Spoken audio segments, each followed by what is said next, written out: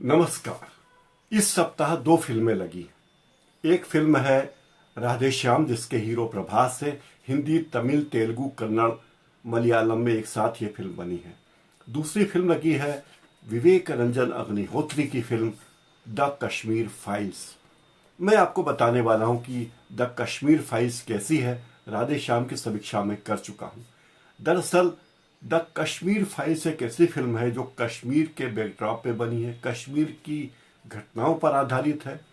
और कई बार आपको ये फिल्म देखते हुए लगता कि आप कोई डॉक्यूमेंट्री देख रहे हैं, लेकिन बार बार फ्लैशबैक के बीच जब आप जाते हैं तो पाते हैं कि इस फिल्म में कई ऐसे सीन हैं जिसकी कल्पना करके भी आपके रोंगटे खड़े हो जाते हैं। ऐसे दृश्य कभी आपने अपनी जिंदगी में फिल्मी पर्दे पर भी नहीं देखे होंगे, व्यावहारिक जीवन में तो नहीं ही देखे होंगे। इस फिल्म में कश्मीर के बहुत नयनाभिराम दृश्य हैं, खूबसूरत वादियां हैं, खूबसूरत डल झील है, और साथ ही है वहाँ के लोकगीत। और उन लोकगीतों में आम आदमी का, खास करके कश्मीरी पंडितों का दर्द आप उन लोकगीतों में महसूस कर सकते हैं। आप जानते ही हैं कि कश्मीर हमारी दुखती हुई रग है, पूरे भारत की और पूरी दुनिया के हिंदू समाज की दुखती हुई रग है कश्मीर। जिस तरह से कश्मीर में हिंदू पंडितों को पलायन के लिए मजबूर किया गया, जिस तरह उनका नरसंहार हुआ, और उस पर किस तरह की राजनीति होती रही, केंद्र सरकार की राजनीति, राज्य सरकार की राजनीति, सब दिल को दहला देती है। 1990 में कश्मीर में 75,000 से अधिक हिंदू परिवार रहते थे। उनमें से 70,000 से ज्यादा परिवारों को 3 साल के भीतर भीतर कश्मीर छोड़ने पर मजबूर कर दिया गया। वे शरणार्थी कैंपों में रहे। उनके साथ क्या बीती ये बताना आसान नहीं है। हजारों लोगों की हत्या कर दी गई आतंकवादियों द्वारा, जिसमें न केवल कश्मीरी पंडित थे बल्कि उनके शुभचिंतक मुस्लिम लोग भी थे, मीडिया कर्मी भी थे। इन हत्याओं में शामिल की भी हत्या की गई। तो इस तरह कश्मीर में नरसंहार का बड़ा खूनी खेल चलता रहा। इस बीच 370 हटाने की मांग तब भी की जा रही थी। यह भी बताने की कोशिश की गई है कि किस तरह केंद्र सरकार, राज्य सरकार और स्थानीय प्रशासन आतंकवादियों को संरक्षण दे रहा था। उन्हें पता था कि आतंकवादी कश्मीर घाटी में क्या कर रहे हैं, लेकिन फिर भी उन्हें रोकने की कोशिश नहीं की गई। विवेक रंजन अग्निहोत्री ने फिल्म को बड़े ही सिलसिलेवार पेश किया है। उन्होंने ये बात बताने की कोशिश की है कि किस तरह जम्मू कश्मीर की सरकार आतंकवादियों के मामले में बिना कुछ किए धरे, हाथ पर हाथ धरे बैठी थी। यहां तक कि प्रशासन में जो लोग लगे थे उनकी भी मदद नहीं की जा रही थी।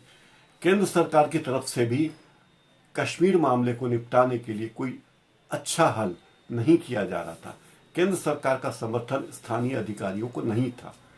इसके साथ ही विवेक रंजन अग्निहोत्री ने यह बताने की कोशिश की है कि जिस तरह से जम्मू कश्मीर में कश्मीरी पंडितों का जेनोसाइड किया गया है और उनके खिलाफ लगातार अभियान चलाया गया है, वो एक बहुत दर्दनाक घटनाक्रम है। लेकिन फिर भी ऐसा लगता है कि विवेक रंजन अग्निहोत्री का अपना कोई एजेंडा है। एजेंडा होना कोई बुरा नहीं है, लेकिन एजेंडे में उन्होंने घटनाक्रम का एक ही पक्ष दिखाया है। इसके बहुत सारे पक्ष हैं। कश्मीर में सेना और सुरक्षा बलों के अत्याचारों की कहानियां भी बहुत सुनी जाती हैं। ये भी सुना जाता है कि कश्मीर के कई गांवों में कोई पुरुष ही नहीं बचा है, केवल बच्चे और महिलाएं बची हैं। उस बारे में भी अगर एक नज़र दौड़ाई जाती तो शायद ये बेहतर होता, लेकिन विवेक रंजन अग्निहोत्री ने इसकी कोई कोशिश नहीं की। फिल्म में ये बतलाने की कोशिश की गई है कि जब जम्मू कश्मीर के विस्थापित खून के आंसू रो रहे थे, उनका कोई भविष्य नहीं था, उनके परिवार और घर तबाह कर दिए गए थे और उन पर आतंकियों ने कब्जा कर लिया था। ऐसे मौके पर सरकार और प्रशासन तो कुछ कर ही नहीं रहा था, बल्कि हमारे देश का मीडिया भी एक तरह से चुप था। जिस तरह अस्पतालों में डॉक्टरों पर दबाव डाला जाता था कि वे आतंकवादियों का इलाज करें, जिस तरह नृशंस तरीके से आतंकवादी हत्या कर रहे थे, उस सब को बहुत ही दर्दनाक तरीके से दिखाया गया है। इतना दर्दनाक कि कई दर्शक तो उसे देखते वक्त आंखों में आंसू ले आते हैं, या अपनी आंखें बंद कर लेते हैं। कश्मीर की समस्याओं पर पहले भी कई बार फिल्में बन चुकी हैं, लेकिन वो इंटरटेनमेंट की चाशनी में बनी हुई फिल्में थी। उन्हें कोई बहुत गंभीर तरीके से नहीं देखा जा सकता। लेकिन इस फिल्म में यह बात कही जा सकती है कि विवेक रंजन अग्निहोत्री ने कश्मीरी पंडितों के दर्द को बयान करने की कोशिश की है। साथ ही जेएनयू में चलने वाली राजनीति की तरफ भी इशारा किया है। और इशारा क्या किया, अंत में एक पूरा भाषण ही है जिसमें कश्मीर के बारे में जानकारी दी गई है और बताया गया है कि किस तरह जेएनयू में विद्यार्थी टुकड़े टुकड़े गैंग, आज़ादी गैंग या लेके रहेंगे आज़ादी वाले नारे लगाने वाले लोग किस तरह देश के लोगों को भरमा रहे हैं और गलत दिशा में पूरे देश को ले जाने की कोशिश कर रहे हैं। ये फिल्म बहुत देखनी है अगर आप देख सकें तो। अगर आप कश्मीरी पंडितों की तकलीफ देख सकें, पर्दे पर भी देख सकें, तो ये फिल्म आप देख सकते हैं। आप देख सकते हैं कि किस तरह महिलाओं के साथ अनैतिक कार्य हुए। देख सकते हैं कि किस तरह एक महिला को उसके पति के खून से लिपटे चावल खाने को मजबूर किया गया। किस तरह 26 लोगों को एक लाइन में खड़ा करके एक व्यक्ति को गोली मारी गई। जिन्हें गोली मारी गई वे बुजुर्ग भी थे, महिलाएं भी थे, बच्चे भी थे, लेकिन आतंकवादियों ने उनके साथ घृणित कार्य किया है।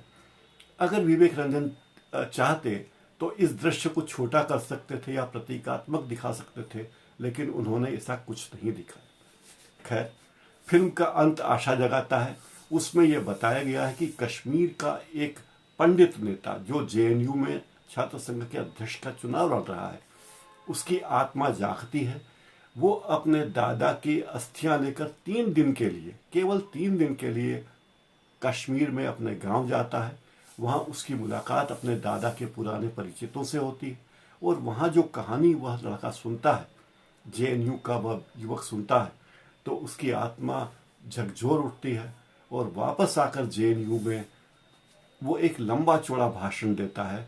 और उस भाषण में पूरी कहानी का सार छुपा हुआ है। वो भाषण मैं आपको नहीं बताऊंगा, लेकिन एक लंबा भाषण दिया गया है।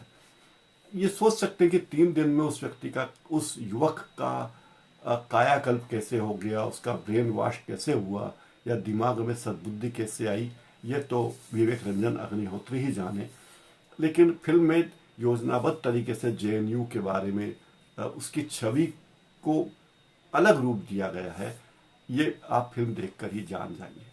अगर आप ऐसी हिंसा से भरी फिल्म देख सकते हैं, अगर आप कश्मीर के जख्मों के घाव देखना चाहते हो, तो ये फिल्म ज़रूर देखिए। अपने दोस्तों को भी दिखाइए। लेकिन याद रखिए, यह सत्य का एक हिस्सा है। ये एक एजेंडा फिल्म है और अगर आप इसको फिल्म की तरह देखते हैं तो ठीक है, वरना सत्य की खोज में आपको और भी बहुत कुछ देखना और पढ़ना पड़ेगा। आज मेरे इस कार्यक्रम में इतना ही। कृपया मेरे चैनल को सब्सक्राइब कर लीजिए ताकि मेरे दूसरे वीडियोस भी आप देख सकें। नमस्कार।